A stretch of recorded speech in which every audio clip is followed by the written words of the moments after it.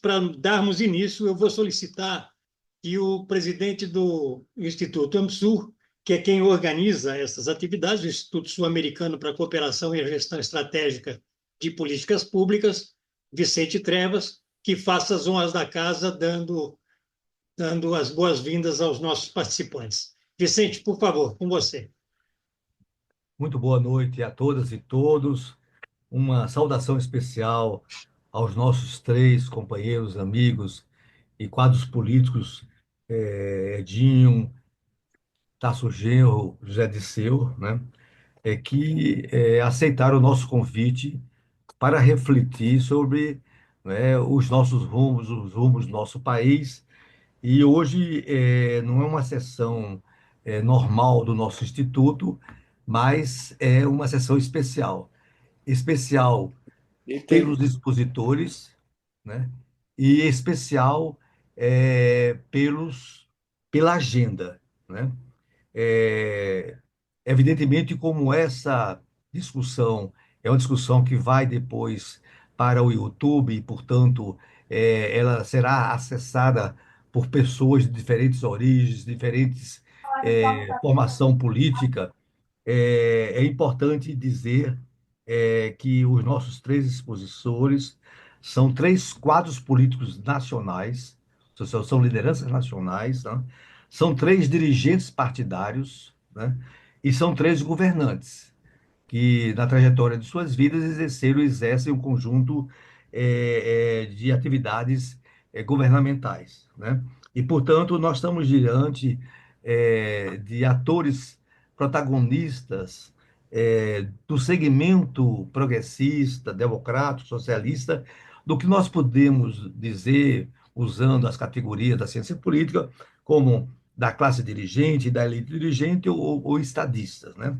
Mas o importante é que esses três companheiros e amigos vão nos ajudar, né, a compreender com lucidez, né, e com inteligência política os rumos do país, ou os desafios do país, suas encruzilhadas, suas apostas, né?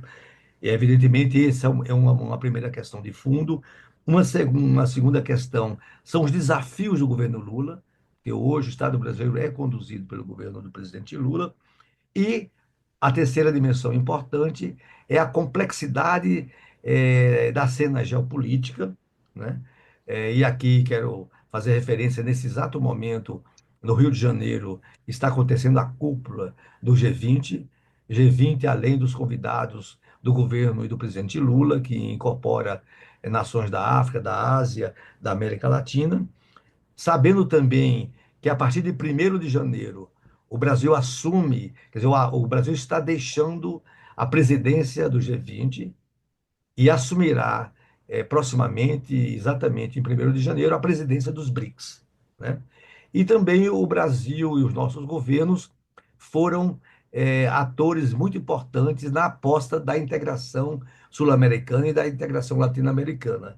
E aqui nós estamos vivendo um momento muito desafiador, porque na reflexão do nosso instituto, nós estamos percebendo que o Império Americano está desenvolvendo uma estratégia de balcanização da nossa região. Balcanização no sentido rigoroso, ou seja, está tentando desagregar uma região que estava se estruturando organicamente e está incentivando dissídias internas entre os países que compõem a nossa região. Então, diante disso tudo, não é, nós temos quem é esse homem aí que está falando? conselheiros fundamentais, no caso, os nossos três expositores. Granado, é com você a condução dos trabalhos. Muito obrigado, Vicente. Bom, vamos dar início imediato, então, às nossas três intervenções, e eu vou arbitrar, porque a gente não teve como conversar sobre isso antes. Eu vou arbitrar solicitando que a primeira intervenção seja feita pelo nosso companheiro Edinho. Edinho, por favor, com você. Muito boa noite a todos os companheiros e companheiras. Primeiro, é uma alegria muito grande estar mais uma vez participando desse espaço. Eu quero também saudar que para mim é uma honra grande, Granado. Você, o Trevas, em nome dos dois, todos que têm construído esse espaço, e também saudar o Zé e o Tarso que participam comigo deste diálogo. Claro que nós, Participante, né? claro que nós estamos diante de um desafio imenso para que a gente entenda aquilo que as urnas têm dito a nós já no último período. Claro que a eleição de 24 ela, ela nos leva a uma profunda reflexão, porque os resultados foram importantes do ponto de vista para que a gente entenda o avanço da direita no Brasil. Mas claro que esse avanço da direita no Brasil ele não ocorre de agora, não é um fator que, que ocorreu na eleição de 24. Nós temos que entender, na minha avaliação, um avanço da direita no Brasil desde as mobilizações de junho de 2013. Em junho de 2013, todos nós perplexos, ali tentando entender o que estava acontecendo, nós achávamos que eram mobilizações de esquerda, reivindicando melhorias dos serviços públicos, e nós fomos percebendo que as mobilizações foram crescendo, os movimentos sociais que deram origem à questão da mobilização do transporte público na capital foi perdendo espaço e se tornou uma mobilização que ali a gente não caracterizava como antissistema, mas uma mobilização que não aceitava bandeira de partido político, que não aceitava bandeira de movimento social, bandeiras da CUT e do MST eram proibidas em junho de 2013, então era algo ali efetivamente que negava os partidos, negava os movimentos institucionalizados, né? Era o princípio de algo muito ruim que a gente naquele momento não conseguiu detectar com clareza. Na minha avaliação, junho de 2013 no Brasil também não é algo isolado, é só nós lembrarmos da Primavera Árabe, é só nós lembrarmos do Occupy Wall Street, é só nós lembrarmos dos indignados na Europa, que também, na minha avaliação, se nós voltarmos no tempo para entender a origem, eu voltaria à crise econômica de 2008, que é uma crise econômica longa, que, na minha avaliação, nós não saímos dela ainda.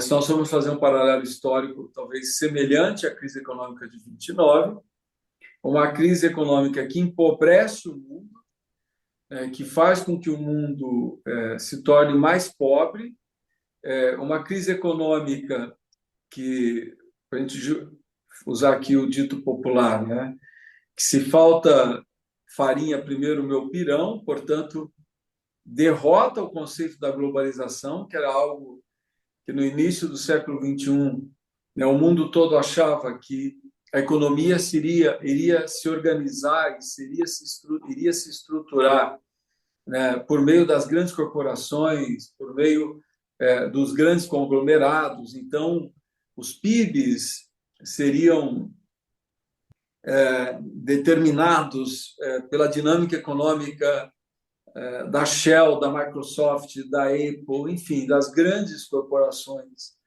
mundiais, e nós vimos que não, né, que o conceito de globalização ele é derrotado, na minha avaliação, né, já na eleição americana de 2008, ali até tem tem uma entrevista do Barack Obama, logo depois da eleição de 2008, que ele reconhece, né, que tem algo diferente acontecendo na sociedade americana, que tem algo diferente acontecendo no mundo, né? E ali se começa a debater, nessa própria entrevista do Barack Obama, ele admite, a derrota do conceito de globalização. A derrota do conceito de globalização, ela institui, ela permite a volta do debate de Estado Nacional. Portanto, se o mundo está mais pobre, né, é a Inglaterra para os ingleses, então a Inglaterra fora da comunidade europeia, é a Espanha para os espanhóis, é a Itália para os italianos, é a Alemanha para os alemães, é os Estados Unidos para os americanos, né? E volta com muita força essa concepção de Estado Nacional, mas um Estado Nacional xenofóbico, um Estado Nacional racista, um Estado Nacional, né, que junto com a xenofobia e o racismo traz toda a agenda conservadora, né, que permite com que o neofascismo volte a crescer na Europa, volte a crescer de forma mais orgânica nos Estados Unidos e no mundo todo. Então, a guinada que nós estamos vendo no Brasil, à direita, na minha avaliação, é um fenômeno internacional.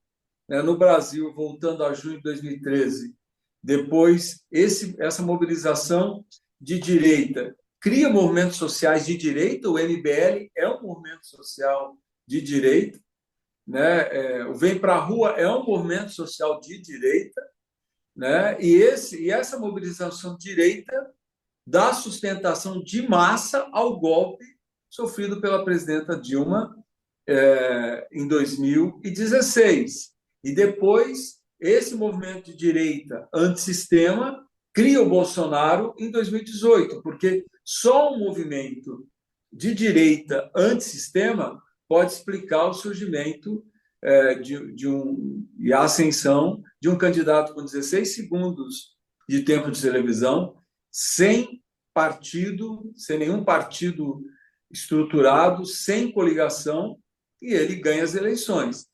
Eu penso que em 20, para que eu vá concluindo essa minha intervenção, em 20, é importante também voltar, né, que antes de 18, em 16, claro que tem a Lava Jato, tem o massacre da Lava Jato, tem tudo que nós sofremos, mas em 16 nós começamos a perder muito espaço nas eleições municipais de 16, em 18, mesmo com o belo resultado, e foi um belo resultado naquelas condições do Fernando Haddad, a gente começa a perder espaços em regiões importantes do país. Em 20, essa polarização entre sistema e antissistema, entre a direita organizada e a esquerda, a centro-esquerda, os partidos do campo democrático, eu penso que essa polarização ela dá uma arrefecida e é importante a gente refletir em relação a isso, porque vem a pandemia, por isso que é importante a gente refletir, a pandemia cria um inimigo comum, né? O povo brasileiro se une para derrotar a pandemia e coloca em segundo plano a polarização, né? O antissistema, tanto é que em 20, boa parte dos prefeitos candidatos à reeleição maciçamente se reelegem num gesto de que é necessário se unificar em torno das forças existentes, da institucionalidade para se derrotar a pandemia. Em 22, na minha avaliação, a polarização volta, esse sentimento antissistema volta, só que volta numa conjuntura onde o nosso adversário é um candidato a presidente que ele desdenhou da pandemia, né? Ele não fez a liderança, ele não liderou o Brasil da forma como os brasileiros esperavam, ele não lidou com a pandemia com seriedade e penso, na minha avaliação, nesse diálogo interno aqui, que o Bolsonaro ele perde a eleição por vários fatores, mas certamente um fator importante é o desgaste que ele teve no enfrentamento à pandemia e, claro, de outro lado, é o Lula com todo o seu legado, com toda a sua força, com toda a simbologia e um amplo movimento e um amplo movimento que se cria no Brasil, né, que nós conseguimos unificar o campo democrático desde o antigo PSDB, inclusive desde a direita, os setores mais à direita do PSDB se unificam à candidatura do presidente Lula, criando um grande movimento democrático que faz com que a gente ganhe as eleições por 2 pontos percentuais.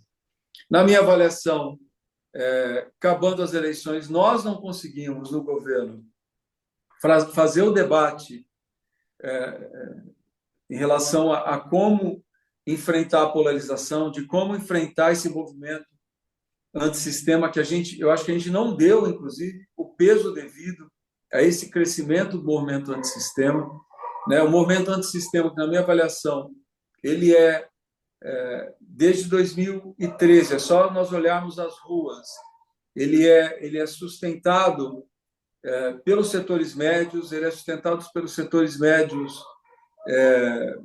que vem perdendo poder aquisitivo desde a crise de 2008, né? Setores médios que colocam em xeque a democracia representativa, que colocam em xeque as instituições, com discurso antissistema, anti-poder judiciário.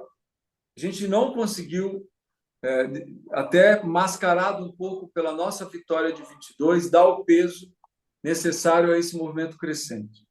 Em 24, para que eu conclua, na minha avaliação, esse movimento antissistema, ele infiltra para o andar de baixo, e nós vimos os setores médios das periferias, dos bairros, a juventude das periferias, engrossando esse coro do antissistema, né, engrossando, né, esse sentimento antissistema, e os setores médios da periferia, que foram importantes na nossa vitória de 22, nessa eleição, vota contra nós. É só nós olharmos os mapas eleitorais no Brasil todo, onde nós temos classe média, nós tivemos, no caso, classe média extensa, no caso dos estados do Sul, do Sudeste, né, do Centro-Oeste, uma parte importante da região Norte, nós tivemos imensas dificuldades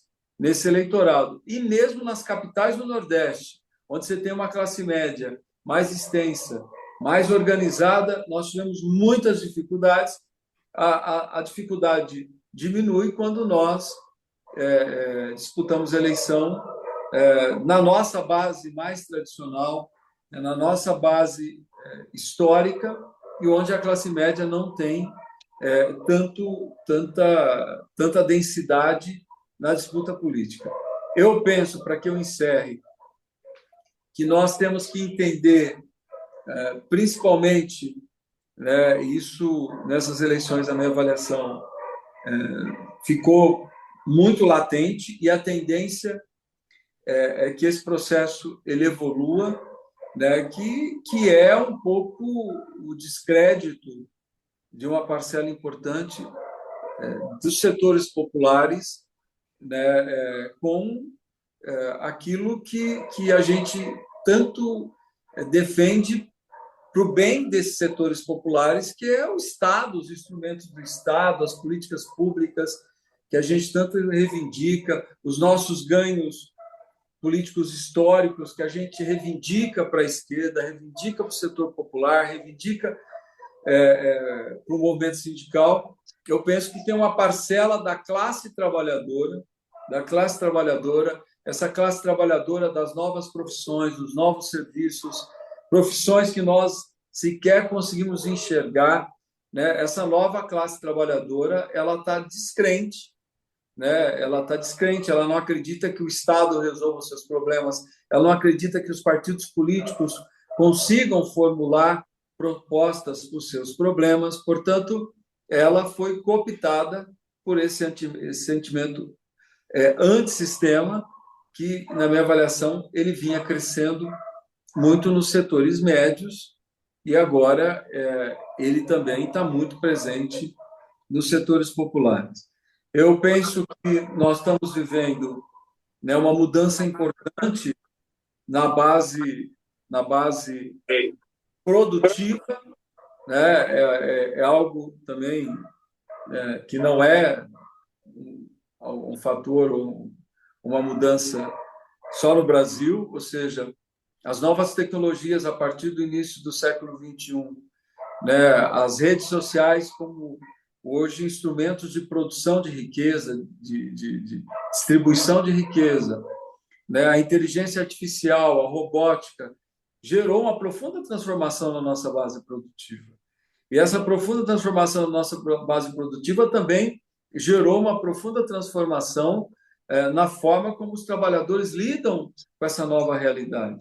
Né? Eu até faço um paralelo que ele é fruto de uma reflexão que eu fiz com o Márcio Postman logo na semana depois das eleições, que no diálogo com ele nós falamos, né, a síntese foi isso, né, que no final da década de 40 para a década de 50, você tinha o Brasil rural se tornando o Brasil urbano, o Brasil industrial, o surgimento de uma classe média operária, que foi tão importante para o crescimento da massa crítica que gerou a organização sindical. O Estado, a elite política brasileira disse para essa massa que saía do campo: ó, venham para a cidade que tem CLT, que tem descanso remunerado, que tem férias de 30 dias para vocês. E essa massa veio porque o Estado, os partidos, a elite política disse para essa massa o que ia acontecer.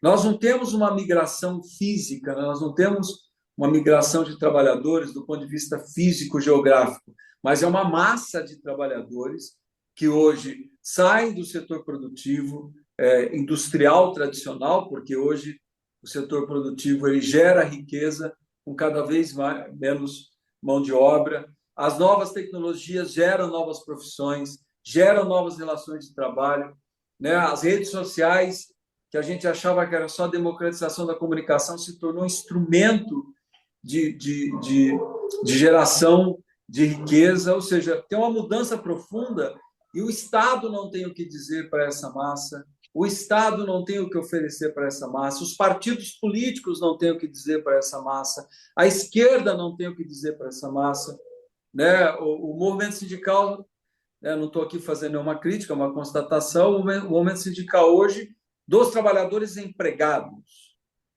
mas hoje a classe trabalhadora ela vai muito além dos trabalhadores empregados. Inclusive, uma parte dessa classe trabalhadora ela não quer CLT, ela não quer os direitos trabalhistas convencionais, né? Ela quer ter autonomia na organização do seu trabalho, então ela se identifica mais em ser empreendedora do que em ser empregada. Enfim, tem uma mudança conceitual acontecendo e nós, evidente, estamos com muitas dificuldades de entender esse processo, de dialogar com esse processo e de formular propostas para essa realidade. Eu penso que é o grande desafio desse próximo período. Não acho que seja um desafio do PT. Esse desafio é muito maior que o PT. Esse desafio é um desafio da esquerda organizada. Eu penso que o grande desafio político dessa primeira metade do século XXI é nós derrotarmos o fascismo. É nós derrotarmos o fascismo. O fascismo ele se organiza no Brasil, ele cresce na América do Sul, ele retoma o poder nos Estados Unidos, ele ganha eleição na Itália, né? Ele se mobiliza e derrota a centro-esquerda em Portugal, ele por pouco não ganha, não faz maioria no parlamento francês. Enfim, o desafio, diante de todas essas transformações, desse sentimento antissistema, dessa negação do existente, o grande desafio político da esquerda, da centro-esquerda, do campo democrático, o desafio político é derrotar o fascismo nessa primeira metade do século XXI e também nós entendermos todas essas transformações que estão ocorrendo no mundo do trabalho. E obrigado e desculpa se me estendi. Muito obrigado, Edinho. Muito obrigado mesmo. Eu vou, então, já passar imediatamente para a nossa segunda exposição, também arbitrando Tarso Genro, com você, por favor. Meu abraço ao Zé Dirceu, ao Edinho, meu querido Trevas, companheiras e companheiros que estão nos acompanhando aqui. Vou na esteira das formulações feitas pelo Edinho, tentando periodizar e colocar a problemática que me parece mais importante para nós respondermos agora, tentando complementar as formulações feitas pelo Edinho. Para isso, vou remeter à esquerda que se originou da luta contra a ditadura, atravessou por dentro do PT a utopia socialista revolucionária e também dos outros partidos no campo da esquerda mais tradicional. Tivemos a demolição desta possibilidade, das utopias que vinham sendo postuladas. Partimos para um grande processo de concertação política, particularmente dos dois governos do presidente Lula, e gastamos ali uma segunda utopia social-democrática, utopia da democracia social, para a qual não conseguimos formar uma maioria política estável e forte e consciente para o período que vinha e nos atropelou. Tá? A partir da derrubada ilegal e inconstitucional da presidenta Dilma, a própria resposta da democracia social, transformada na nossa perspectiva de democracia liberal, representativa e estável, ela foi sendo também corroída com a emergência dos movimentos neofascistas, da extrema-direita, em todo o mundo. Mas como surgiu esse movimento? Esse movimento surgiu a partir do desencanto das amplas massas populares, né? Para usar uma expressão clássica do nosso jargão, que deixaram de confiar nas soluções democráticas. Eram soluções difíceis, eram soluções demoradas, eram soluções que exigiam uma certa complacência, né? uma certa elasticidade no relacionamento com forças políticas que não tinham nada a ver, inclusive, com a modernização da democracia política no Brasil.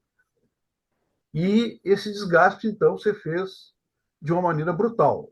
Ou seja, nós perdemos 3 etapas utópicas aí em sequência, sem saber nos organizar para uma resistência, porque não prevíamos o surgimento da extrema-direita, não percebemos as mutações que ocorreram na base da sociedade, todas elas aí referidas pelo Edinho, e não constituímos sujeitos políticos potentes para fazer uma disputa.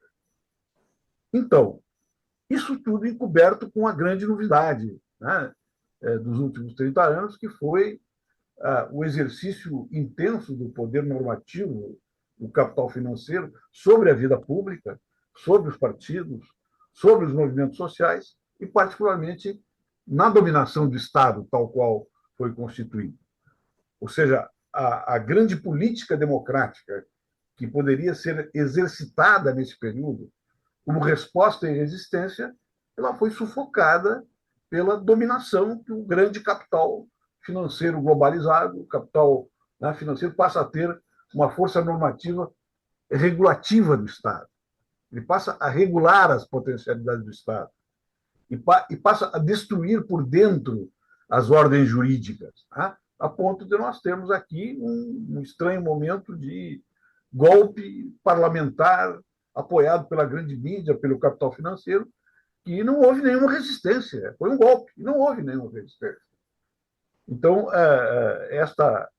essa sequência, né, de perdas que nós tivemos é que nos leva a essa situação que nos encontramos até agora. E aí a gente dá uma olhadinha assim, no orçamento público, né, e das possibilidades que a gente tem que sair dessa crise, nós vamos ver lá 45 bi para as emendas parlamentares, 86 bi de isenções. Você corta metade das isenções, você corta a metade, né, das emendas parlamentares, nós já teríamos uma situação muito saudável para começar grandes respostas estratégicas por dentro da democracia liberal. Então, a pergunta que eu acho que nós devemos fazer agora, meus camaradas e amigos e companheiros, especialmente Zé Dirceu e Edinho, me parece o seguinte: A democracia liberal, a democracia representativa, tal qual está constituída hoje no Brasil, ela tem futuro? Eu quero dizer de maneira frontal que não tem. Que não tem futuro e não tem condições de ser remendada constitucionalmente a curto prazo. Vejam, por exemplo, o que está ocorrendo agora com a emenda constitucional que o governo está propondo para a questão da segurança pública, que para mim é uma questão chave, que permanece, para mim, enigmática. Por que o governo não fez nada de sério ainda dentro, né, desta perspectiva de uma segurança pública que contemplasse, né, a ampla maioria da população desertada pelo Estado e controlada pelas grandes milícias nas grandes regiões metropolitanas. Então, se não tem saída a democracia liberal tal qual ela está constituída, e não temos força para conter a avalanche neoliberal que vem do capital financeiro, que vem da globalização financeira e que vem da entronização do capital financeiro no âmago do Estado, através dos bancos centrais.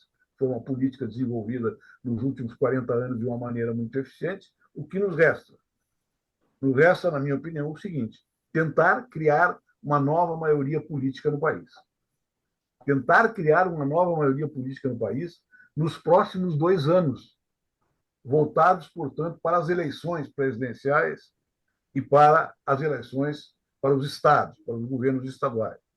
Porque sem a criação dessa nova maioria política, nós não temos manobras políticas estratégicas dentro da democracia da crise neoliberal para nos liberar como força política hegemônica para abrir um novo processo, né, de democratização substantiva do país, para que a democracia recupere o seu prestígio perante as massas populares e nós possamos, então, iniciar, né, uma profunda reforma política, uma profunda reforma na segurança pública, uma profunda reforma, né, nos processos de democracia direta, de participação popular, em novas condições, sabendo que nós não temos mais um sujeito ativo, organizador, que vinha da fábrica moderna, né, que hoje já não é mais a ponta do desenvolvimento do capitalismo e já foi ressecada, né, por esses grandes confrontos que nós perdemos,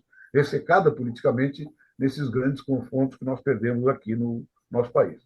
Como, né, claro que nenhum de nós tem uma receita para formar uma nova maioria política, mas eu acho que nós perdemos uma oportunidade na formação do governo Lula de aproveitar a energia de novas forças políticas que se apresentaram e que foram, inclusive, decisivas para nós obtermos aquela pequena diferença que nos deu a vitória, integrando eles no processo político nacional e criando uma capacidade negociadora, autorizando-os a se relacionarem com o nosso governo de uma maneira elevada, o que não ocorreu. Hoje nós temos um conjunto de dirigentes políticos, de intelectuais, de centro-direita, de centro-esquerda, que não conseguiram se aproximar do governo Lula para colocar as suas posições, para dar as suas ideias, para tentar imprimir as suas contribuições. Então, nós formamos um governo, por assim dizer, que tem algumas figuras brilhantes, mas é um governo médio. Né? É um governo que não está trazendo nada de novo, né? A não ser a nossa política externa, que, na minha opinião, tem sido bastante eficiente, bastante constrangedora para os nossos adversários e para os nossos inimigos, mas ela sozinha não resolve a equação de uma nova base social capaz de, dentro do processo político limitado, de uma democracia política derrotada pelo fascismo, derrotada pelo fisiologismo, derrotada pelas infiltrações bolsonaristas, né, em todos os órgãos de Estado, que não nos permite ampliar o nosso leque de alianças imediatamente, formando um novo sistema hegemônico no país. Então, esta criação de uma nova maioria política exige a formação de uma nova conceituação de frente, exige uma mobilização dos nossos responsáveis políticos, né? Através dos partidos, através dos grandes núcleos de pensamento da academia, dos grandes núcleos do movimento social, que apresentem, né, aos partidos políticos uma nova concepção de frente. Eu sempre defendi e continuo defendendo uma frente análoga à Frente Ampla do Uruguai, que está na beira de vencer a eleição novamente com a sua incrível capacidade de organização. Eu acho que sem capacidade de nós retomarmos a capacidade de hegemonizar o processo liberal democrático dentro da democracia representativa nos próximos 2 anos, é possível depois que as perdas sejam maiores. E é possível, inclusive, que nós não cheguemos à reeleição do presidente Lula ou à eleição de um candidato ancorado numa esquerda moderna, numa centro-esquerda participante, né? E até numa centro-direita que continua defendendo o projeto neoliberal, mas não defende o fascismo, que tem que ser trazido para dentro desse novo sistema hegemônico. Isso aponta para eleições, isso aponta para a reorganização dos partidos, isso aponta para a promoção de novas lideranças, isso aponta, na minha opinião, também para a necessidade de uma grande reforma ministerial que o presidente Lula deverá saber fazer na hora adequada. Fico por aqui para não me tornar repetitivo em relação às primeiras colocações do nosso querido companheiro Edinho. Muito obrigado, Tarso. Passo, então, já imediatamente para a nossa terceira intervenção. José Dirceu, com você, por favor. Boa noite, Granado. Obrigado pelo convite. Tarso e Edinho, um abraço afetuoso e uma boa noite a todos e todas. Acredito que a fala do Edinho e agora do Tarso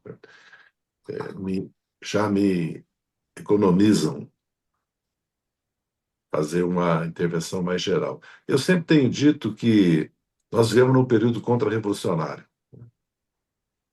Assim, historicamente falando, uma época de ascensão da extrema-direita, falência, de certa forma, da globalização, lá do Consenso de Oslo, depois da globalização financeira, e já vivemos uma disputa entre duas saídas no campo do capitalismo. A saída de extrema-direita e a saída que a direita ainda não construiu. Quando se fala que a Europa vem para o nacionalismo, vamos lembrar que o Draghi acabou de apresentar um plano de 900 bilhões de euros para a reindustrialização da Europa. E que a Europa acabou de lançar um programa europeu de habitação subsidiada e que está tirando impostos de alimentos e está subsidiando energia em quase 2/3. Está estagnada. E a crise só vai agravar com Trump, porque a Europa, como os Estados Unidos, dependem, e vice-versa, da China. Se nós vivemos uma outra época, também do ponto de vista geopolítico, com a ascensão da China, da Índia e do Irã, da Turquia, da Rússia, a Rússia recebeu, historicamente falando, certo, uma oportunidade que ela não teria com o cerco estratégico que os Estados Unidos e a Europa fizeram para reduzi-la, como conseguiram com Cuba, com a Venezuela e quase com o Irã, certo? A uma condição de nação. Estão me ouvindo? Porque entrou aqui uma série de coisas aqui no meu vídeo. Sim, estamos lhe ouvindo.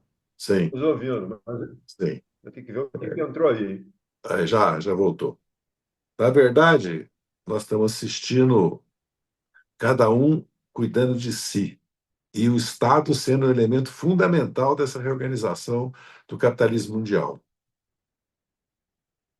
Em qualquer país, inclusive com proibição expressa de compra de empresas inglesas ou espanholas, ou mesmo nos Estados Unidos, por capitais chineses ou árabes, né? O Brasil tem uma oportunidade histórica. Eu sempre tenho dito que o Brasil é um país que tem um potencial único no mundo. Primeiro, porque ele tem mais de 2 trilhões de PIB, mais de 2 milhões de quilômetros quadrados e mais de 200 milhões de habitantes, que só 5 países do mundo têm essas 3 condições juntas. Uns 10, 12, 14 tem uma ou outra, certo? Mas não tem um poder nuclear. Mas nós somos uma potência, pelo território, pela população, pela economia, que é uma das áreas do mundo, e pela nossa posição geopolítica na América do Sul, cuja integração daria, evidentemente, uma possibilidade histórica maior, certo? Para nós temos uma política de soberania e autonomia.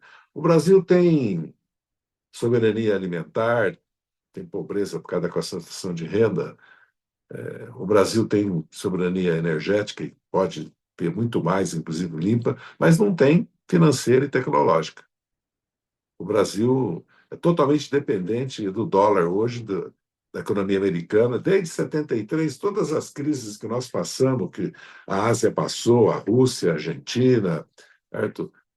Os países asiáticos, tudo consequência dos americanos procurando não entrar em recessão, superar suas crises, e tem um custo que nós pagamos. Agora mesmo nós estamos vendo a economia brasileira totalmente submetida se o Trump vai fazer uma política de protecionismo, né?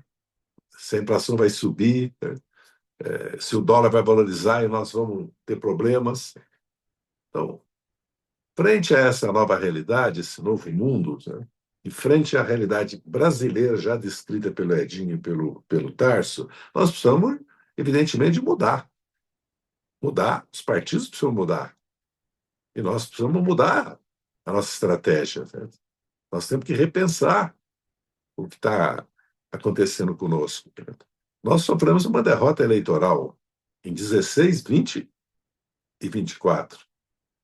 Nós tivemos vitórias eleitorais para presidente da República, chegamos a ter até um avanço extraordinário na Câmara e no Senado em 2002, mas nós não conseguimos formar uma maioria parlamentar no Brasil de centro-esquerda. Tanto é que o nosso governo depende dos partidos de direita para formar a maioria no parlamento, na Câmara e no Senado. E eles estão no governo. Então, o governo do presidente Lula é um governo de uma complexidade única, né, que já foi também exposta bem aí pelo Tarso. Né? A primeira tarefa, portanto, é reformar o PT. O partido precisa mudar. Porque, na verdade, se vocês observarem, nós passamos 7 anos sob repressão, de 2013 a 2019. Né? Alguns de nós passaram esses anos na prisão, né? Mas o partido passou sob repressão, inclusive de não poder fazer campanha eleitoral, de expor publicamente seus símbolos, né? Camiseta, o boné. Né? Isso é um fato, tem um custo de perda de liderança, um custo de perda de bases políticas sociais. Os territórios estão ocupados pela direita, seja vereador, seja prefeito, seja igreja neopentecostal, seja o crime organizado, estão ocupados. Com as mudanças no mundo do trabalho, que já foram descritas aqui, eu não preciso repetir, certo? E com as mudanças, inclusive culturais, a direita hoje está organizada. Os partidos políticos de direita hoje têm movimento de mulheres, movimento de jovens, sedes, casas da direita, estrutura financeira, centros de pensamento, formação política pelas redes, e principalmente dominam as redes. Então, a primeira tarefa nossa é mudar o partido. Por isso que eu tenho insistido há meses nessa tecla. Se nós queremos enfrentar essa estratégia, né, que nós precisamos ter uma maioria parlamentar no Brasil de outro tipo, certo? O processo passa por eleições. Se nós temos que enfrentar o problema que o sujeito político que nós tínhamos como de vanguarda, vamos dizer assim, deixou de existir, e o partido, que é outro sujeito político, não tem hoje presença na classe trabalhadora em termos gerais, seja ela de aplicativo, precarizada, informal, de micro e pequenos empresários, ou a classe operária industrial, dos serviços do comércio, se nós chegamos a essa conclusão, é preciso que nós tenhamos uma política para voltar a ter um sujeito político, o partido, e identificar a base social desse sujeito político nesse novo mundo, nesse novo momento político histórico do Brasil. Porque se o partido não se empoderar das redes, se o partido não fizer uma renovação nos seus quadros, se o partido não atrair a juventude para ele, se o partido não fizer disputa nos territórios, nas periferias, nós não vamos constituir uma capacidade de mobilização. E a mobilização hoje passa pelas redes. Né? Então, a reorganização do PT para, inclusive, voltar a fazer campanhas nacionais.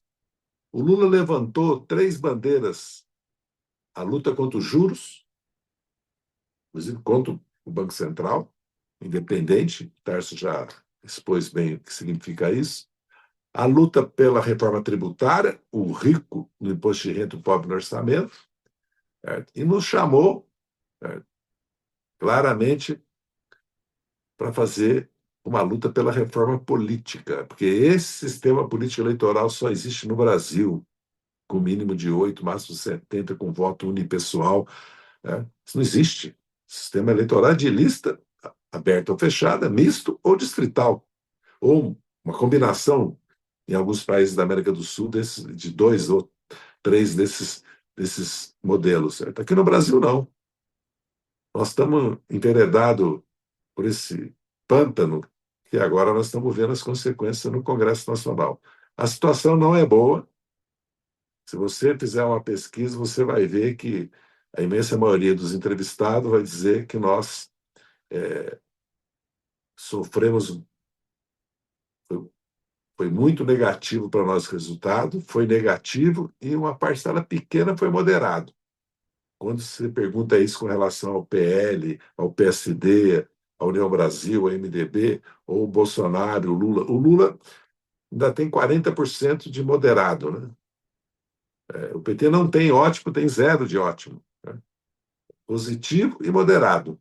Então, é evidente que negativo e moderado. Evidente que nós não avançamos nessa eleição. Avançamos com relação a 20, certo? Ou com relação a 16, mas não avançamos e essa força política, administrativa, de prefeituras e vereadores da direita pesa, sim, na eleição de deputados e senadores, e muito. E muito. É só a experiência de cada um de nós que já foi candidato sabe disso. Ainda que não seja definitiva para a eleição presidencial. Nós não fomos capazes de dar cara para a Frente Ampla, viu, Tarso? Nós devíamos ter uma mesa da Frente Ampla, com pronunciamentos, com caras, né, com nomes, e uma mesa que faça proposta para o governo, critique o governo, defenda o governo. E mesma coisa com relação à esquerda. Não fizemos nem campanhas nacionais, nem temos uma frente, né? E precisamos superar, que agora nós temos condições políticas, financeiras, a fase, certo? De certa maneira, reconstruir o PT, como a nossa presidenta Gleice fala, entendeu? Porque para enfrentar essa conjuntura, nós precisamos de um partido de outro tipo. É evidente que a eleição de 26, espero que não comece já em abril, maio, assim, em outubro, novembro, já a sucessão, certo? Ela vai depender muito do sucesso do nosso governo. Daí a importância da batalha econômica. Porque se nós emendarmos de novo por um processo, certo? De corte de gastos sociais, de programas sociais, certo? Ou na Previdência, ou no salário mínimo, ou no BPC, ou no Bolsa Família, ou no abono, ou no seguro-desemprego. Nós vamos diminuir a demanda, né? Porque se nós não somos capazes de investir, né? Ou seja, se nós não somos capazes de capitalizar os bancos públicos, porque programa o governo tem. O governo tem a Nova Indústria Brasil, tem o PAC e tem a transição climática. E investimentos e crescimento o país está tendo. Aliás, uma das razões da vitória da centro-direita na eleição é que as prefeituras têm recursos, o ISS hoje é muito mais importante, por exemplo, São Paulo. O ISS é 4 vezes a cota parte do ICMS e o dobro do IPTU. As prefeituras têm dinheiro, os prefeitos têm dinheiro, fora dinheiro de convênios com o governo estadual, com o governo federal, basicamente o governo federal e emendas parlamentares. E as prefeituras fazem, constroem equipamentos públicos, sabe? Atende a demandas. Os prefeitos não foram só eleitos por questões políticas, culturais, ideológicas, foram prefeitos também porque administraram os municípios e vice-versa, né? Portanto, eu vejo que as nossas tarefas, nós temos que fazer um esforço urgente de reorganizar o partido e de disputar a eleição de 26 para aumentar a base de centro-esquerda do governo. Senão, não avançamos nas reformas estruturais, seja tributária, seja financeira, seja política. E nós ficamos, na verdade, administrando, de certa forma, as crises que vão aparecendo. né? E não nos antecipando a ela. Posso dar exemplo da crise dos incêndios, posso dar exemplo da crise do narcotráfico em Roraima, certo? E assim sucessivamente. E a crise do preço do gênero alimentício, nós sabemos que se não houver uma política agrícola nacional, não houver um avanço da agricultura com crédito, técnica, para os dos 1 milhão de pequenas propriedades que hoje tem isso para 2, 3 milhões, nós não vamos resolver isso. Se nós não fizermos estoque regulador, não vamos resolver isso. Agora, para nós fazermos políticas públicas em várias áreas, como a segurança pública, né, de certa maneira, temos que pensar em mudar a correlação de forças do parlamento. Nós não escolhemos quando governamos, quando chegamos ao governo, nem as revoluções, nem os partidos políticos dessa fase que nós estamos vivendo de 80 para cá, que governaram, certo? Já 2, 3 vezes, praticamente cada país da América do Sul, para ficar só aqui no nosso meio. Nós ganhamos a eleição e temos que governar nas condições que nós governamos. Por isso que eu digo que o governo do presidente Lula é quase um governo impossível, né? Porque as condições que ele tem para governar, né, são condições que ele precisa que na base dele tenha partidos de direita. E, ao mesmo tempo, fazer um programa reformista, um programa com caráter social e nacional.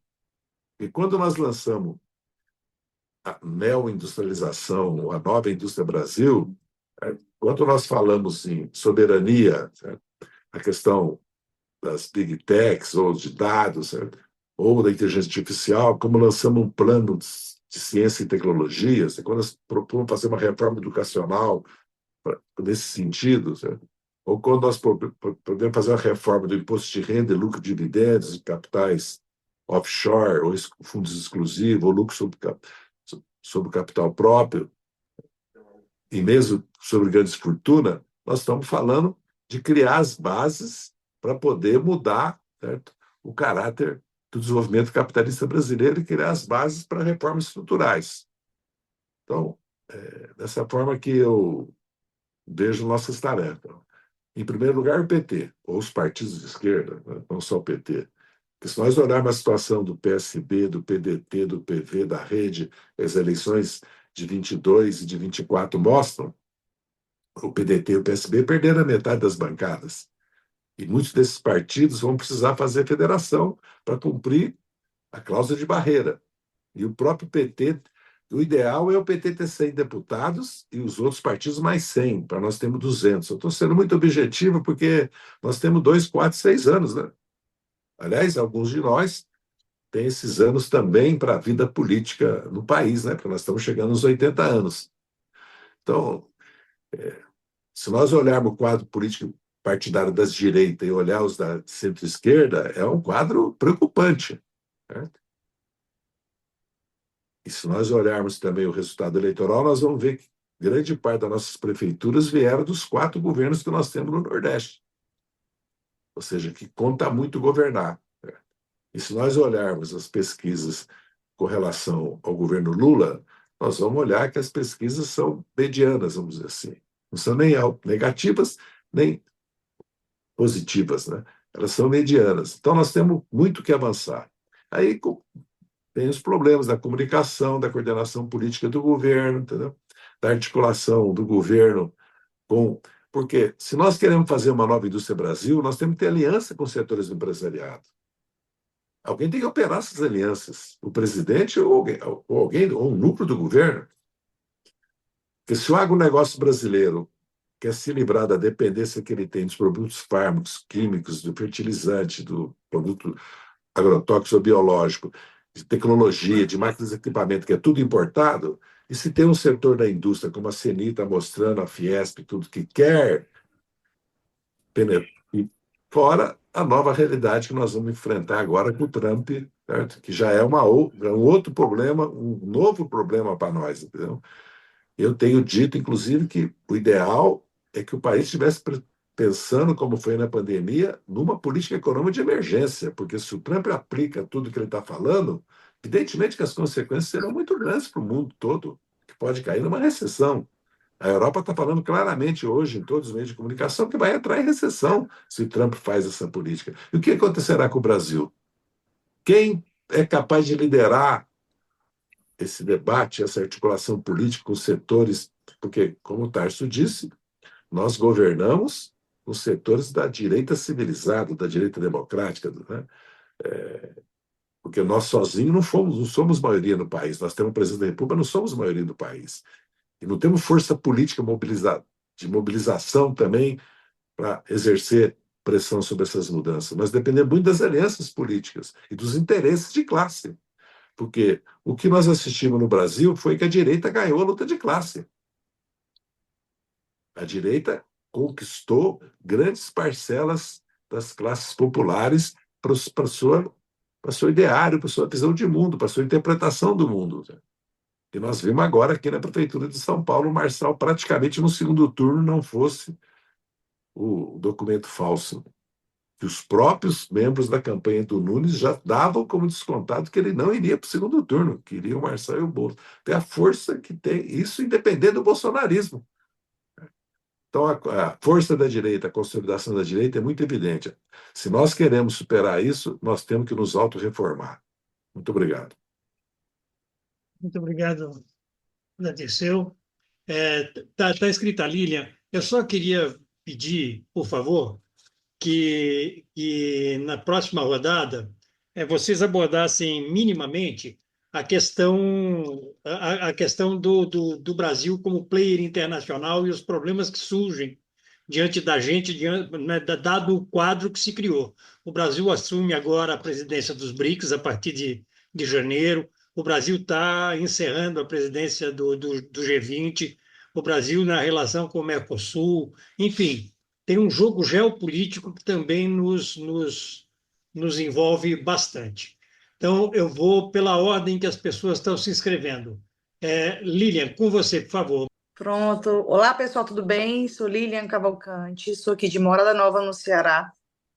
E eu ouvi muito bem sobre as questões das bases, das comunicações. Bom, pessoal, eu sou especialista em comunicação digital e é um apelo, enquanto militante, enquanto ativista, né, enquanto jovem na política, é que, de fato, o nosso partido ele tem uma imersão na comunicação das várias formas de conseguir falar com os vários públicos, não só de uma forma, não só de uma geração. Nós temos diversas gerações se posicionando no nosso país, do jovem de 16 anos ao adulto de 30, ao idoso de 70, e por aí vai. Então, nós temos assim, que reavaliar o que nós estamos fazendo e investir, de fato, na capacitação dos nossos dirigentes, dos nossos militantes assíduos e fazer uma nova transformação. Então, meu apelo é que a gente consiga, unidos, a gente fortaleça para além dos debates, mas que a gente consiga, de fato, pessoal, transformar e ir para dentro da narrativa. Nós estamos apanhando dentro das redes sociais, isso aí é um termômetro muito triste, e a gente não está conseguindo unificar o nosso povo para nos defender. Então, nós temos que nos reavaliar e dar uma solução para isso. E era isso. Obrigada. Obrigado, Lilian. Carlos Tautz. Bom, a pergunta é para o Zé Dirceu. A gente viu nos últimos meses atos do governo, posições do governo no campo das relações internacionais que vem contrariando aquilo que se costumou chamar de política externa ativa e altiva. Alguns vêm apontando que isso tem a ver com um novo posicionamento que o governo do Brasil adotou diante da contestação que vem sendo feita à hegemonia americana. Portanto, uma aproximação maior dentro dessa disputa, dentro desses dois campos, né? A hegemonia americana em articulação com a União Europeia e, de outro lado, uma boa parte daquilo que se convencionou chamar de sul global. Eu gostaria de saber, Zé, se na sua opinião é isso mesmo que está acontecendo, se é uma reorientação da política externa brasileira tomando uma posição mais próxima, ou se não, se é um movimento errático próprio desses momentos históricos de transição de hegemonia. Muito obrigado, Carlos. Cida, por favor, com você. Quero agradecer a oportunidade, debate extremamente importante. Eu gostaria apenas de pontuar algumas questões. Tassi falou na formação de um novo bloco. Como é que se daria isso? A partir de que estratégia política e quais são os elementos que apontam para a possibilidade da formação dessa nova frente política, de partidos, inclusive? Essa é uma questão. A outra é referente ao que Edinho falou. Eu não acho que os trabalhadores informais eles não queiram direitos. Eles querem, sim, direitos. Eles querem o trabalho formal, mas isso cada dia está mais distante deles. A pesquisa da Fundação Getúlio Vargas mostrou isso, que quer carteira assinada, quer direitos, quer um monte de coisa. A abordagem do Partido dos Trabalhadores foi um desastre que nós fizemos com a uberização, né? Os entregadores de aplicativo querem discutir, nada foi articulado entre parlamentares. Eu sou deputada estadual, tenho um trabalho com os aplicativos, entregadores de aplicativos e uberização, sequer fui chamada para uma conversa, para uma discussão, e isso todos os parlamentares no Brasil também não foram do PT. Então fica difícil você abordar esses segmentos da classe trabalhadora sem que você tenha uma estratégia muito definida, articulada dentro do partido, organizada, e que a partir daí a gente possa fazer esse tipo de abordagem. Acho que o partido, Zé Disseu, precisa discutir muito, precisa de muito debate interno, precisa se renovar no sentido de não apenas da militância política, mas dos debates internos, né, da programática. Tem muita coisa que precisa ser chacoalhada. E eu estou muito esperançosa que debates como esse possam ser feitos no Brasil inteiro. Muito obrigado, Cida. Eu passo, então, para o Fernando. Fernando Guimarães. Boa noite. Eu quero trazer a minha pergunta muito objetivamente em relação ao desafio da composição do Senado Federal, porque nós estamos falando de frente ampla, mas no caso do Senado não é possível construir um segundo turno, é no primeiro turno. A gente tem uma pesquisa da CNT da semana passada que aponta que do eleitorado que se autoidentifica, a soma entre esquerda, centro-esquerda, centro, centro-direita, dá 37,3 contra 39,2 que se identifica como direita. Quando a gente verifica na própria pesquisa o que significa o termo direita, se percebe que na verdade, a extrema-direita, uma vez que Bolsonaro mais Marçal tem cerca de 42% da intenção de voto.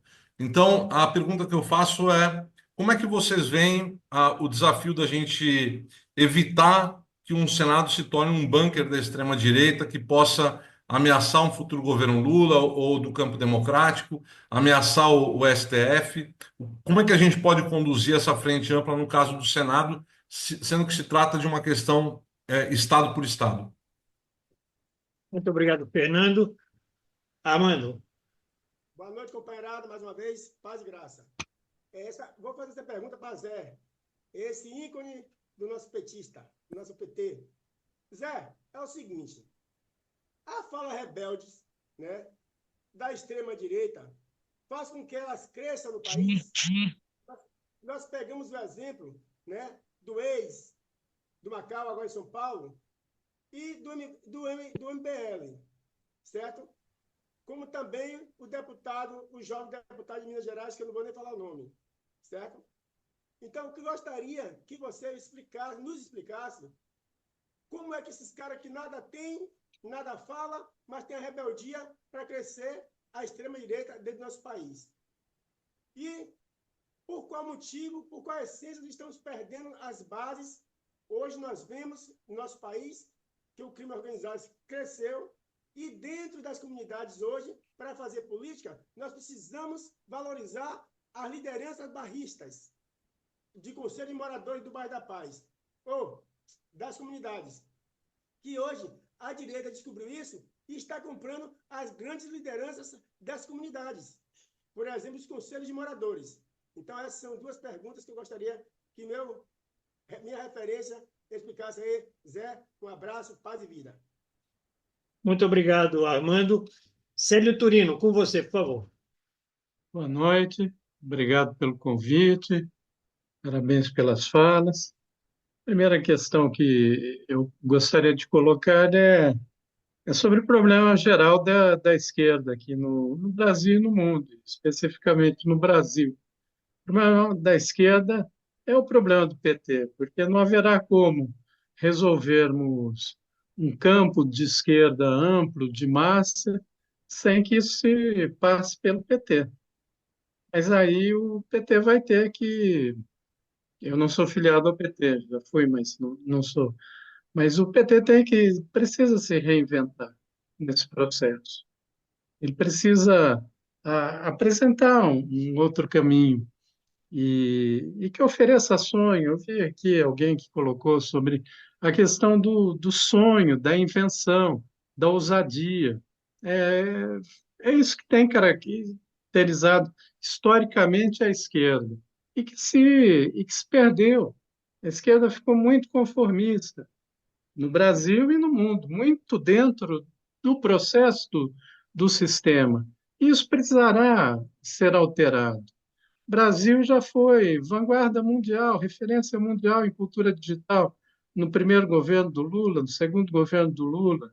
Eu mesmo, trabalhando no Ministério da Cultura, inaugurei várias antenas do GESAC, Ministério das Comunicações, no Xingu, em aldeia indígena, em Quilombo.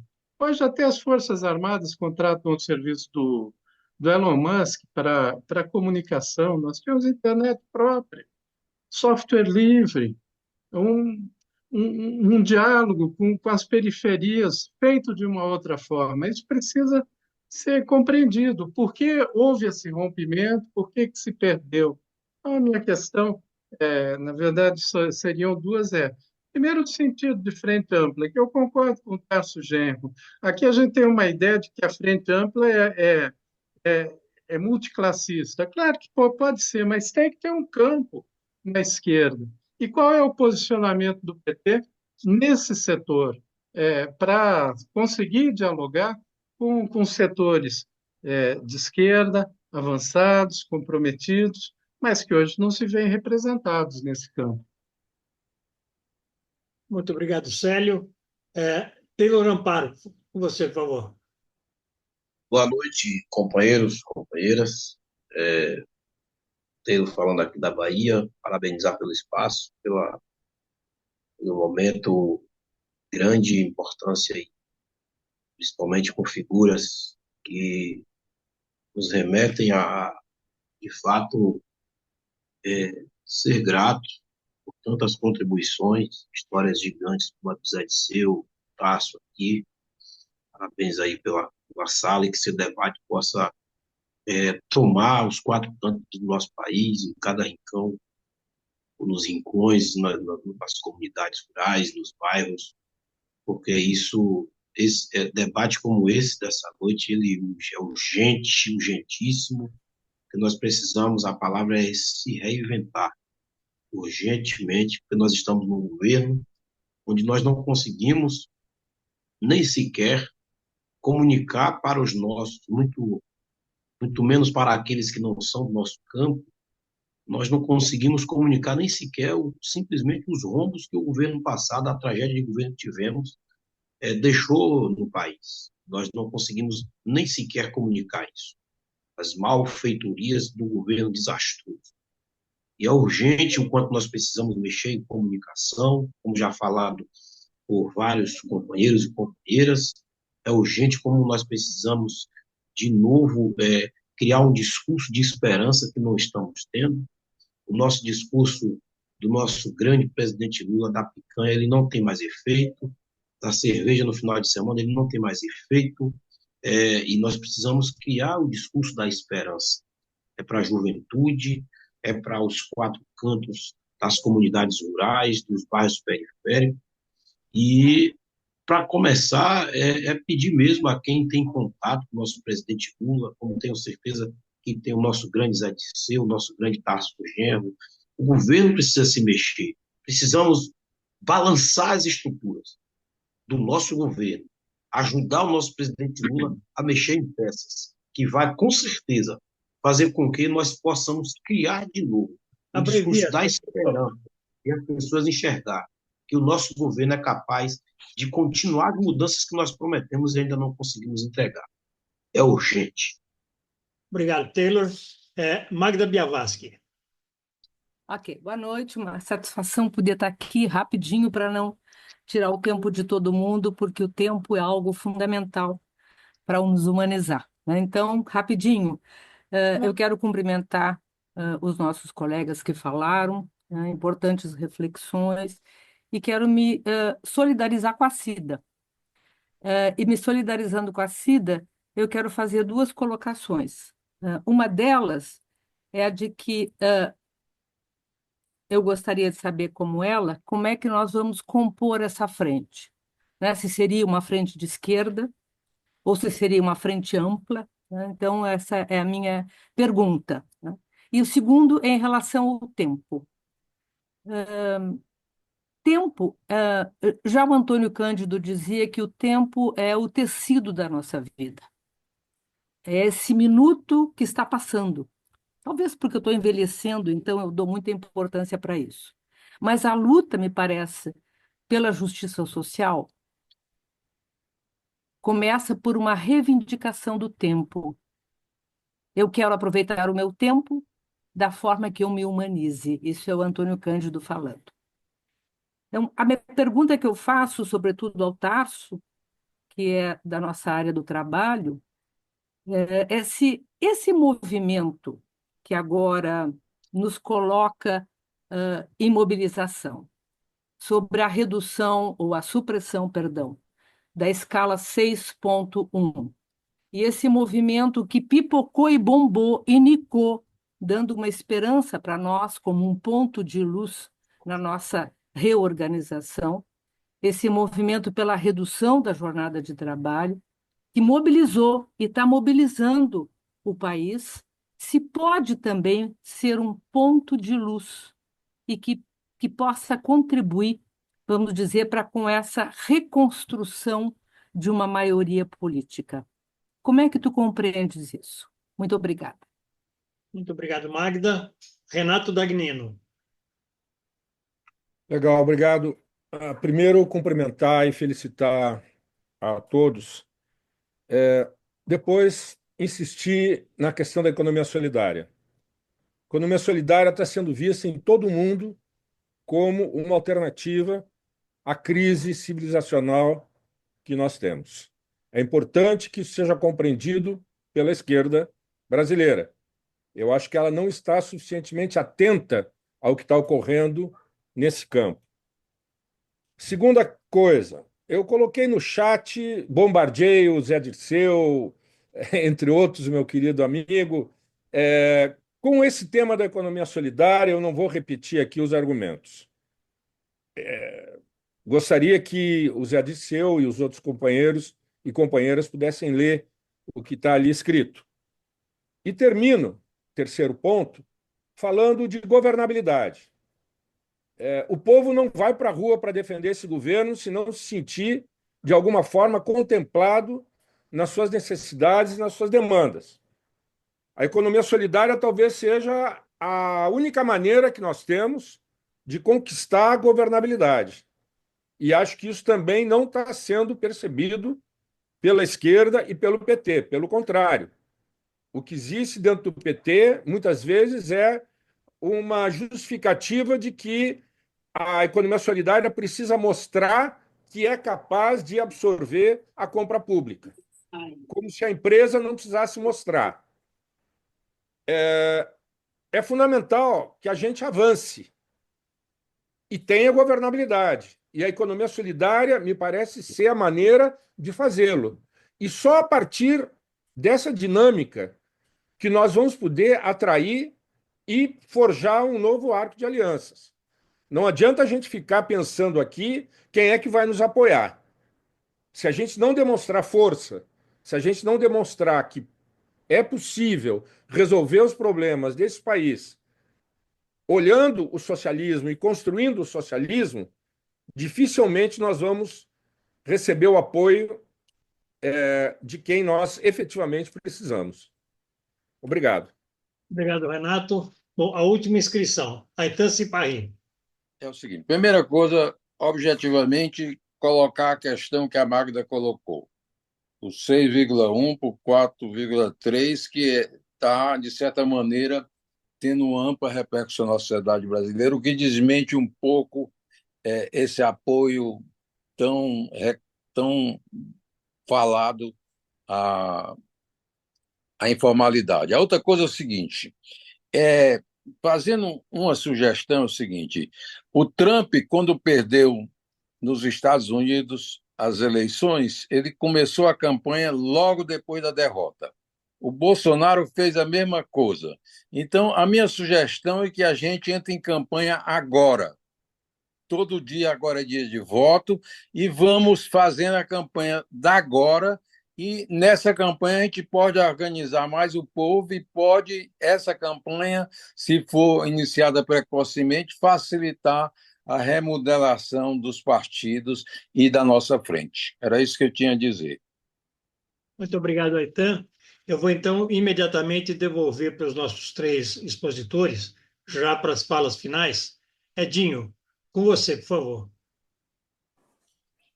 Eu vou tentar fazer uma fala mais geral, tentando enfocar algumas questões. Todas que foram levantadas são importantes, mas algumas dialogam diretamente com a minha fala e outras que eu penso que eu, de alguma forma, possa contribuir. Eu penso que, de fato, o tema da comunicação ele passa a ser um tema central, porque, com o advento das redes sociais, eu sempre digo que nós democratizamos a produção de conteúdo, né? As redes, a internet gerou, talvez, a maior transformação da história da comunicação social no planeta, porque aquilo que era monopólio de quem detinha os meios, por mais que os meios ainda sejam controlados pelas plataformas, pelas grandes corporações, mas cada indivíduo passa a ser um produtor de conteúdo.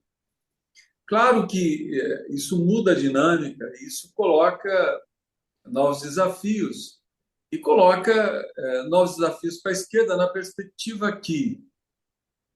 E outro dia eu vi um debate, Felipe Neto, que é muito interessante, que é a questão de nós entendermos o que é o debate da democratização da comunicação, nós entendermos a dinâmica do algoritmo, ou seja, o que engaja, o que engaja mais, o que efetivamente faz com que a rede distribua com mais velocidade.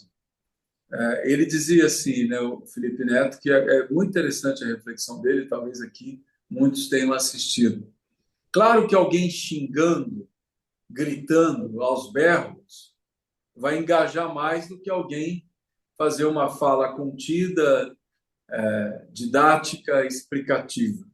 Então, tem algo nas redes que, quando a gente diz de democratização das redes, e a questão que eu penso que a legislação brasileira já avançou, mas está muito longe ainda de nós termos uma legislação em relação às redes sociais que efetivamente crie, né, o controle social das redes sociais, da dinâmica das redes, para que a gente possa efetivamente entender aquilo que gera mais engajamento, aquilo que gera menos, porque muitas vezes a gente traz para nós da esquerda uma missão que talvez a gente nunca vá dar conta dela, que é a gente, muitas vezes, gerar, né, o engajamento de grupos falando a verdade, divulgando conteúdos que sejam reais, produzindo conteúdos que sejam firmados, construídos a partir de fatos. Talvez isso nunca vai engajar da mesma forma do que a fake news, da mesma forma que a agressividade, que o xingo. E até a gente entender, e eu não estou aqui, eu sei que muita gente que está participando aqui dessa reflexão, talvez eu tenha até mais condições de interpretar do que eu, mas a gente entender que, muitas vezes, a bolha não significa efetivamente audiência. A bolha é a bolha. Quando você está dentro de uma bolha, que ela é pautada, que o algoritmo organizou ela, de tal forma, que a temática ela tenha consonância, ela tenha ressonância com aquela bolha, não significa efetivamente que a bolha represente a sociedade. Então, eu não estou dizendo que a gente não tenha que se organizar, que a gente não tenha que ter capacidade de engajamento, que a gente não tenha capacidade de militância nas redes sociais. Mas, claro que também a gente tem que ter, primeiro, um debate que talvez ele seja originário, que é o controle social das redes, a gente entender efetivamente o que é a Constituição, né, e o que é a organização do algoritmo em cada rede. Então, fica aqui essa minha ponderação. Segundo, eu queria também, não existe verdade absoluta nesse debate sobre as novas profissões, sobre as novas atividades, sobre aquilo que o novo mundo do trabalho tem produzido. Então, eu não acho que todos os trabalhadores das novas profissões queiram direitos trabalhistas, como eu também não vou dizer que eles não queiram.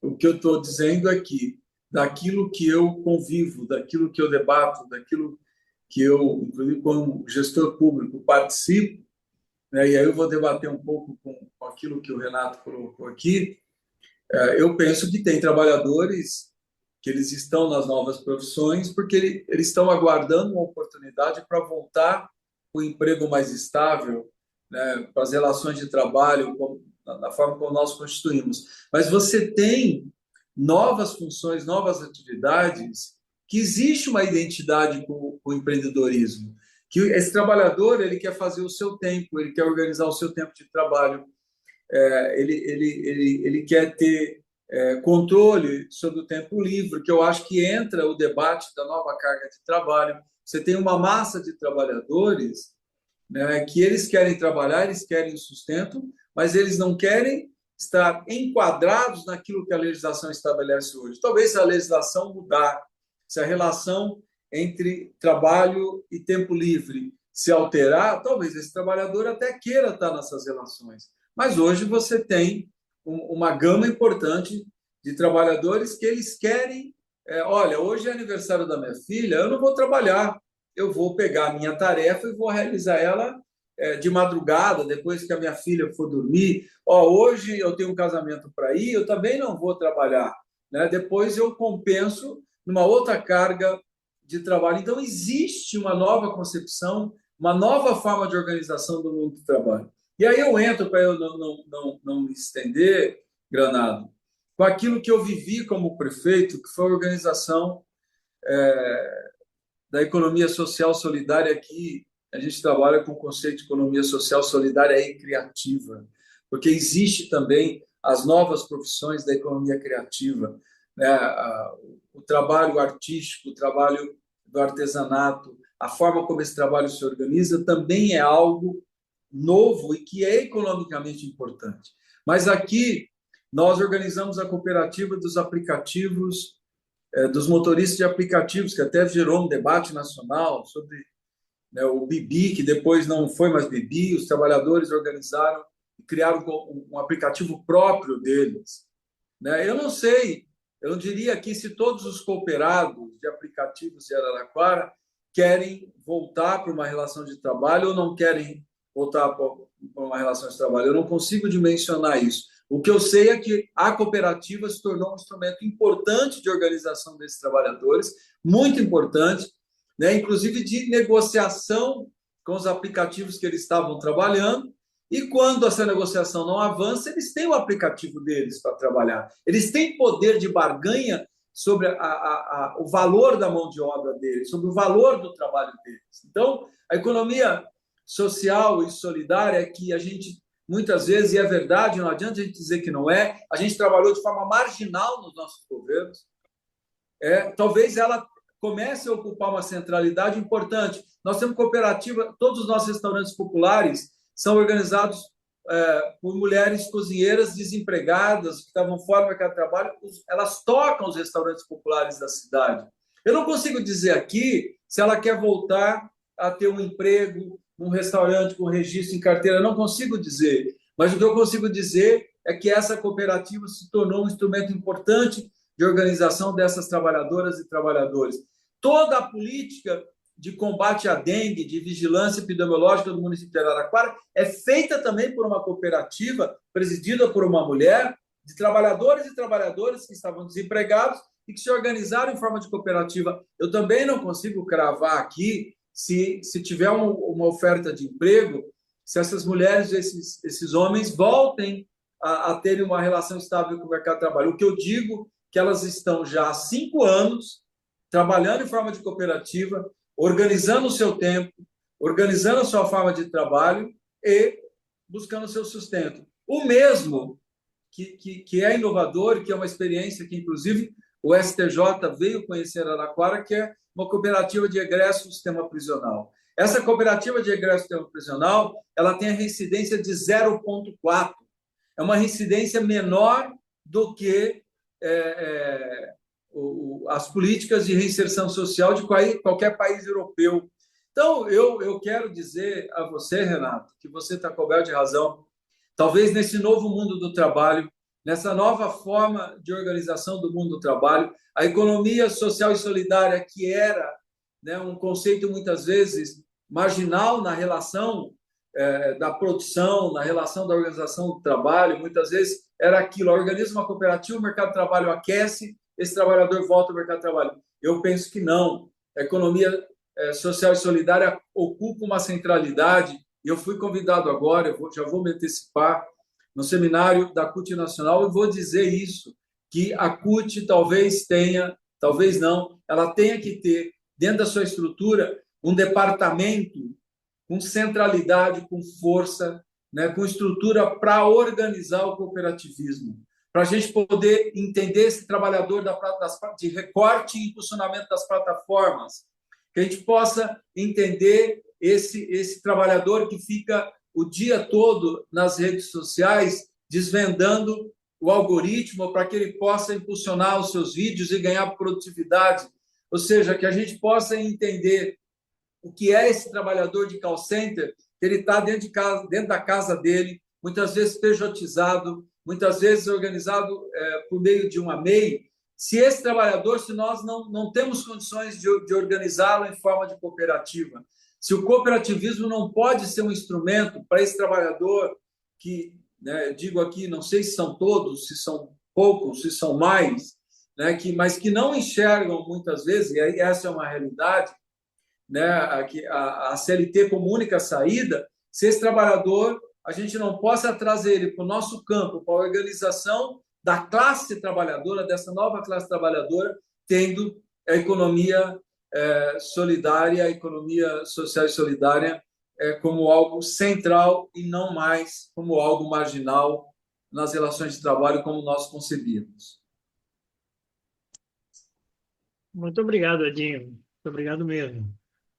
Passo, então, agora imediatamente para o Tasso Genro. Tasso, com você, por favor. Muito obrigado. Vou começar pela questão internacional. O presidente está a ponto de tomar uma decisão estratégica em relação à Rota da Seda, ao cinturão à Rota da Seda, e das relações com a China, e tomou com relação ao Sul Global, por caso próprio do novo Banco de Desenvolvimento, dos BRICS, e das relações no sul global. É verdade que o governo, ao mesmo tempo, fala em entrar para a OCDE e retoma o acordo Mercosul-União Europeia. Aliás, repudiado de novo pela França, pela Polônia, pela Bélgica. Acredito que a Europa não quer fazer esse acordo, ainda que o acordo, nos termos que estava sendo feito, não fosse equilibrado para nós. Eu até, a partir da interpretação, que o Lula, na verdade, estava retribuindo a solidariedade que os governos europeus lhe deram quando estava preso de maneira injusta naquele processo sumário político de exceção que levou ele a ficar 582 dias preso. O Brasil, ao mesmo tempo, tem a relação com os Estados Unidos e tem o poder do dólar militar e cultural dos Estados Unidos e a presença agora do Trump com Marco Rubio como chefe do Departamento de Estado. Aliás, eu quero dizer que nós precisamos começar a fazer análise do governo do Trump sobre as consequências das políticas que ele vai adotar, né? Porque a China, nem a Europa, nem nenhum outro país vai ficar parado, nem a Rússia, nem a Índia, nem a Turquia, nem o Irã, os outros polos de poder no mundo. E nem o americano também, porque se ele adotar uma política econômica que traga inflação e recessão, isso terá consequências. Porque fica parecendo que o Trump e os Estados Unidos podem fazer o que querem no mundo. Não podem. Eles foram detidos na Síria e a guerra da Ucrânia, certo, é uma resposta também ao cerco estratégico que os Estados Unidos estavam fazendo na Rússia. O governo, certo, tem uma oportunidade única. Aliás, vocês viram a inauguração do porto de Xangai, no Peru, e na prática, todos os países da América do Sul já estão integrando a Rota do Sul e o Cinturão.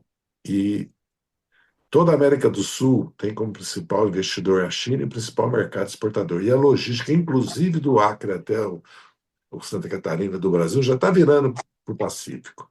Então, acho que essa questão, eu espero que o governo tenha... O G20 mostrou a liderança do Lula, o papel que ele tem e o papel que o Brasil tem, porque nós temos que começar a ter consciência que o Brasil é uma potência. Porque, eu já disse, é a realidade. É como o Putin disse na entrevista àquele jornalista, que agora, aliás, vai ver, foi para o governo, que o fator objetivo que a China e a Índia são potências mundiais, certo? Isso tem a metade quase da população do mundo, e que a China vai se transformando na principal economia do mundo, não tem reversão histórica nesse momento. Nenhuma guerra pode reverter isso. Quero lembrar que o capitalismo vive uma encruzilhada. Você vai se autorreformar ou vai cair na mão da extrema-direita? E que nós não vamos ficar fora disso, como não ficamos nem na Segunda Guerra Mundial, nem em Bretton Woods depois, quando o capitalismo se autorreformou. Um novo bloco, uma frente ampla. Uma coisa é a frente ampla, e o Tarso fez referência, era do Uruguai. É uma frente de esquerda, né, que tem um caráter amplo, e tem bases sociais, tem eleição direta para escolha de candidatos, para definição de programa, tem democracia. É quase um partido a frente ampla, vamos dizer assim. Né? No Brasil, nós não temos isso. Não temos nem a frente de esquerda, nem a frente ampla. Fizemos só uma frente eleitoral. Ela não se transforma numa ação política governamental, uma ação política social, uma ação política parlamentar, uma ação política na sociedade. Né? E a base dela é a Nova Indústria Brasil, é o PAC, é a transição energética, é um programa do governo. É um programa. Certo? E é a posição do governo sobre certas questões. Em muitos momentos, o governo tem que recuar porque não há consenso e acordo na base dele. Como, aliás, recua quando não há consenso ou maioria na Câmara e no Senado, né? Porque essa é a realidade da democracia liberal que nós vivemos. Então, eu digo que a estratégia política é com base no programa de governo que nós estamos implementando ou na adequação dele à formação de uma frente ampla. Não pode ser só eleitoral, tem que ser de governo, né? E eu não vejo isso acontecer, certo? Essa questão da uberização, dos aplicativos, da precarização, da terceirização, isso é uma praga, né? A terceirização de OS de saúde agora vai para a educação, isso é uma praga. Porque isso é para roubar. e para desconstituir os recursos humanos do Estado. Porque depois de 15 anos de terceirização da estrutura de saúde, o prefeito e o governador não têm recursos humanos para gerir. Uma coisa é terceirizar, que, aliás, nós mesmos estamos totalmente terceirizados, né? Da atividade familiar, pessoal, nós terceirizamos tudo. Mas outra coisa é o que está acontecendo no Brasil, que é o desmonte do Estado. O objetivo é esse, do Estado Nacional, que foi fundado pelo Getúlio e que na Constituição de 88 foi consolidado e que depois o Fernando Henrique começou o desmonte dele. O Temer, o Collor não teve tempo, e o Temer e o Bolsonaro continuaram. E se o Tarcísio ganhar, já disse que vai privatizar tudo. Não só a educação e a saúde, a segurança pública, em grande parte, já é privatizada no Brasil, né? Nós temos meio milhão de homens em vigilância pública no Brasil e no mundo. Então, eu vejo que, como o Tarso disse, o Aitan trouxe bem aqui a questão, o Trump, depois que perdeu a eleição, no outro dia estava fazendo campanha eleitoral. Aqui no Brasil, nós criamos uma legislação tão impeditiva que a campanha eleitoral vira uma luta política e social, praticamente. Tudo é proibido.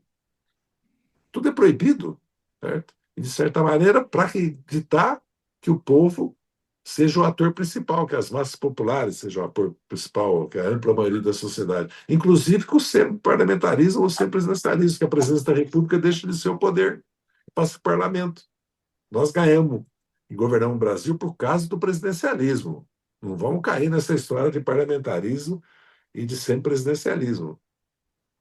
Porque para formar maioria parlamentar ou ser a primeira minoria, como no caso da França, não quer dizer que nós vamos governar o Brasil. E a questão do Senado é muito séria. E nós temos que começar, já conversamos até sobre isso, inclusive eu e o Edinho, eu tenho conversado com vários dirigentes, a ter candidatos, e o Lula está adotando posições, decisões, já dizendo para certos quadros políticos do PT, você vai ser candidato a senador, pare de ter outras opções. Inclusive, e tem que liberar, inclusive, alguns quadros para isso, se quer que eles se elejam senadores. Vai ser uma disputa dura, certo? E o risco existe, porque a eleição municipal mostrou que o risco existe. Essa questão do trabalho, a opção pelo trabalho informal é uma grande mentira. Não é só a pesquisa da Getúlio Vargas. Certo? O problema é que a economia vai ganhando formas que desconstituem as formas anteriores de organização do trabalho. Porque nós passamos, a classe trabalhadora brasileira passou pela automação, robotização, precarização, terceirização, aplicativo, uberização, golpe de Estado, reforma da Previdência, trabalhista, sindical. Não foi pouca coisa que aconteceu nesse país. Então, para entender por que as centrais sindicais estão enfraquecidas. Lógico que nós não cometemos um erro, e que os partidos estão cometendo também. Se amanhã acaba o fundo partidário eleitoral, você já viu a situação nossa, né? Os dos partidos de direita, não. Eles têm como se resolver. Né? O 6x1, como o Tarso, eu concordo com o Tarso que ele disse, não vou acrescentar. Eu acho que, de qualquer maneira, essa discussão é uma discussão importantíssima, esse debate político que envolve uma grande parte da juventude, uma grande parte de trabalhadores, e nos coloca na ofensiva. É muito importante. Na verdade, é a velha discussão da redução da jornada de trabalho, né? Que agora está traduzida no 5x2 ou no 4x3, e que é o velho embate se a escravidão ia acabar com a economia agrária no Brasil, se a automação ia acabar com os sindicatos e com o trabalhador, entendeu? Tanto do nosso lado como do lado da direita tem os preconceitos e também as ilusões. Né? Eu acho que, basicamente, por causa nós estamos adiantados do tempo, eu tenho dito e repetido, certo? Que partido político tem que ter sede. Partido político tem que ter relação com a comunidade, inclusive de solidariedade na enchente, no crime, no acidente, na morte por acidente, no incêndio, na vida. Tem que estar com a juventude no esporte e tem que estar fazendo, aliás, a economia solidária. Porque se nós olharmos as ONGs, o que a direita está fazendo, e muitas organizações que estão crescendo, né, como a CUF e dezenas de outras, nós vamos ver que, de certa maneira, isso tem sido feito por outras formas, pela direita também, não só pela direita. Né? porque os catadores de lixo, tudo, a importância que o Lula deu para isso, entendeu? E tantas outras formas e muitas empresas, inclusive eu já citei até num debate que eu participei com o Danilo, da empresa de Ribeirão Preto de alta tecnologia que faz relógios medidores que exporta inclusive para a NASA, que é autogerida.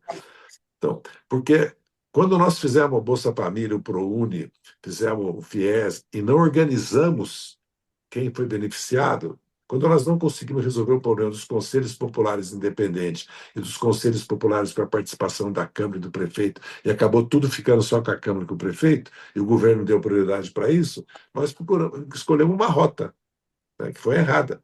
Nós temos conversado com isso, até com o Frei Beto sobre isso. Entendeu? Então, acho que nós temos que ter um olhar para tudo aquilo que é auto-organização e que leva à conscientização. Não precisa dizer que a SEB e as pastorais não surgiram de um dia para a noite. Né? Foram anos de educação política e de luta política social em conjunto. Né? Mesma coisa os sindicalistas do ABC, que inclusive deram origem ao PT. Inclusive a direita fez isso com as igrejas neopentecostais.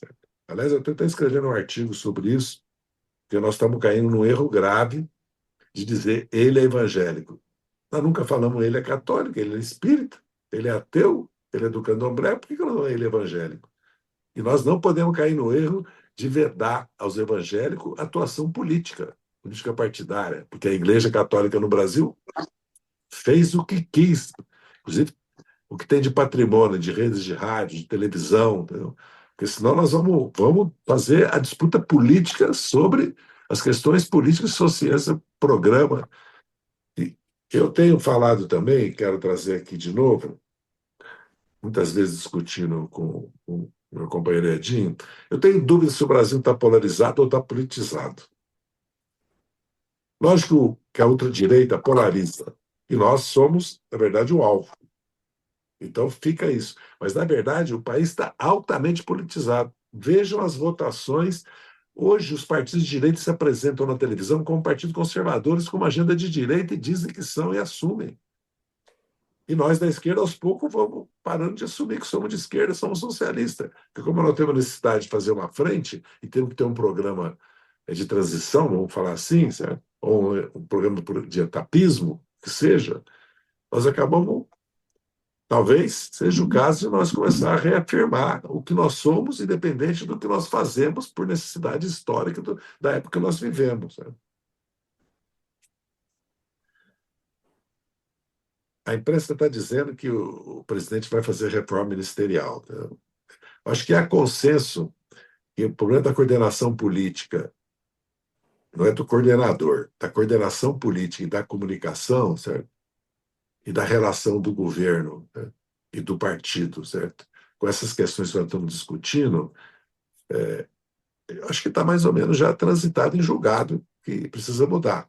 Se nós queremos enfrentar 26, se nós queremos acumular força para 26, a autorreforma do PT e dos partidos, e o objetivo, nós temos que começar a dizer para o país desde agora que é preciso dar ao Lula uma maioria parlamentar, uma base parlamentar, porque a direita vai pedir para ela, para o Bolsonaro, fechar o Supremo, certo? E voltar ao governo com anistia. E a direita vai pedir para impedir que nós façamos nossos programas. Então, nós temos que começar a dar publicidade a isso, que nós queremos fazer queremos fazer uma reforma política no país, antes que a direita faça. Escuta o que eu estou dizendo. Antes que a direita faça. Porque eu já vi de líderes da direita várias vezes que eles vão fazer uma reforma política, e pode ser até da lista partidária. Então, nós precisamos ter essa... porque, para mim, um programa é a reforma tributária, é a luta contra a concentração de renda e o rentismo, a hegemonia do capital financeiro, é a luta por uma agricultura, certo? Da pequena propriedade familiar, não só do agronegócio, e da transição ambiental para outro tipo de agricultura. Certo? E a reforma tributária é a reforma política, porque se nós não escolhemos 3 temas e não martelamos, 3 objetivos e não nos concentramos nele, fica muito difícil, porque o tempo nosso é muito curto, são 2 anos. E nós vamos consumir até maio, talvez só para fazer o congresso do PT e renovar a direção do PT. Se é que nós vamos conseguir renovar a direção do PT, isso vai ser uma disputa política, como sempre foi. Espero que o nosso presidente Lula, que no fundo é a liderança histórica e política desse momento que nós vivemos, certo? E nossa, certo? Tenha, que é candidato à reeleição, certo? Conosco, construa essas saídas. Muito obrigado. Muito obrigado, Zé Dirceu. Quero agradecer muitíssimo ao Adinho, ao Tarso, ao Zé. Eu acho que a gente teve hoje uma atividade que surpreendeu, inclusive pelo número de pessoas que participaram, né? Eu quero pedir desculpas às pessoas que acabaram, inclusive, ficando presas na outra sala porque não entenderam o movimento que a gente fez, né? Então, quero agradecer muitíssimo. Quero dizer que o Instituto AMSUR pretende continuar fazendo uma série de debates nessa mesma direção.